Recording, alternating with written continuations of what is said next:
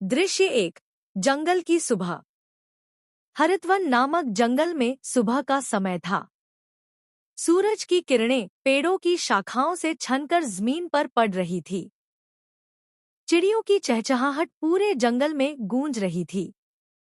इस हरियाले जंगल में एक भालू रहता था, जिसका नाम था भोलू।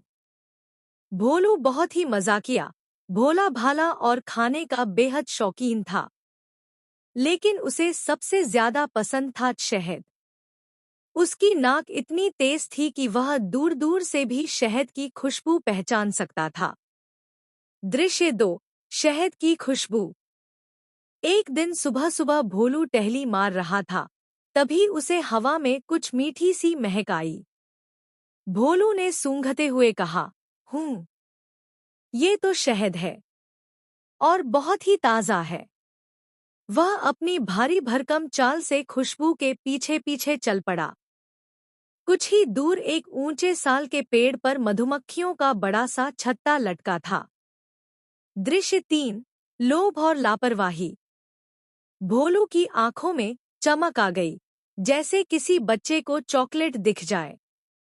उसने पेड़ के नीचे खड़े होकर छत्ते को देखा और बोला, इतना सारा शहद, बस अब तो मजा ही आ जाएगा।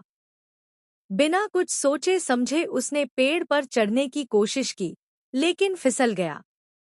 फिर उसने एक पत्थर उठाकर छत्ते पर फेंका। थप!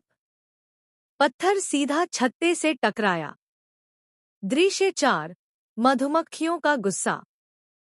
छत्ता हिल गया और साथ ही जाग गईं हजारों मधुमक्खियां। पहले तो कुछ मधुमक्खियों ने भोलू की तरफ देखा, फिर सबने एक साथ हमला कर दिया। भोलू चिल्लाया, अरे अरे, ये क्या कर रही हो? मैं तो बस थोड़ा सा शहद लेना चाहता था। लेकिन मधुमक्खियां बहुत गुस्से में थी। वे उसकी नाक, कान, गाल, पूंछ हर जगह काटने लगी। दृश्य 5। भागते भागते भोलू। भोलू जोर जोर से दौड़ने लगा। कभी झाड़ी में घुसता, कभी झील में छलांग लगाता। मधुमक्खियां पीछा छोड़ने का नाम ही नहीं ले रही थी। आखिरकार वह एक गुफा में जाकर छुपा और पत्थरों से उसका मुंह बंद कर दिया। उसने हांफते हुए कहा, हे मधुमक्खियों की माता, अब कभी तुम्हारा छत्ता नहीं तोड़ूंगा। दृश्य 6। सच्चा पछतावा। अगले दिन भोलू की हालत खराब थी। पूरा मुंह सूजा हुआ, शरीर पर लाल चकत्ते और आंखें सूजी हुईं।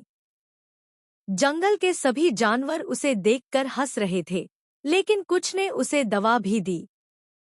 एक नन्ही गिलहरी ने पूछा, भोलू भैया, अब शहद खाओगे? भोलू मुस्कराकर बोला, अब पहले मधुमक्खियों से इजाजत लूंगा। द